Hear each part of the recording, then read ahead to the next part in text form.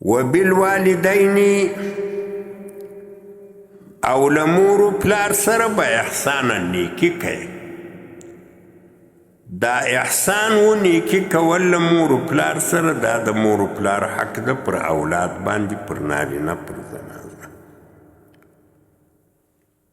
یعنی تقدیر داسې ده واحسنوا بالوالدین احسان، احسان کوئ نیکي کوئ له مور و پلار سره نیکي کول. د دې احسان تفسیر بیا په سورت اسراء کې به راځي غالبا،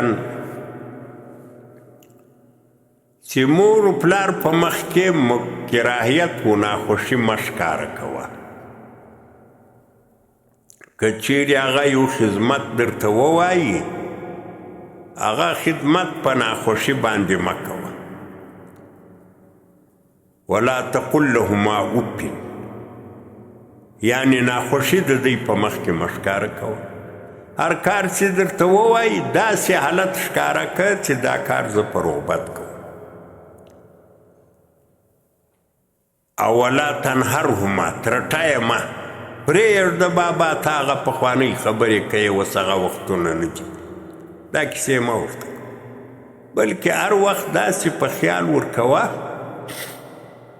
مور و پلار ته په خیال داسې ورکوه چې ستاسې عمر زما تر عمر ډیر ده، تجربه م ډیره ده، عقل م پوخ ده، په څونه څه چې تی پوهېږئ زه په هغه نه پوهېږم.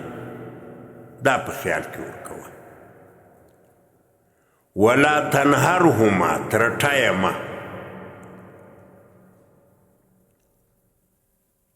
او دریم حق وقل لهما قولا کریما، ښې خبرې ورته کوه. او څلرم دا ده چې د الله د رحم دعاګانې ورته کوه. دا په سورت اسراء کې بیا د دغه حقوقو تفصیل راځي. وبالوالدین احسانا، مور و پلار سره احسان کوه.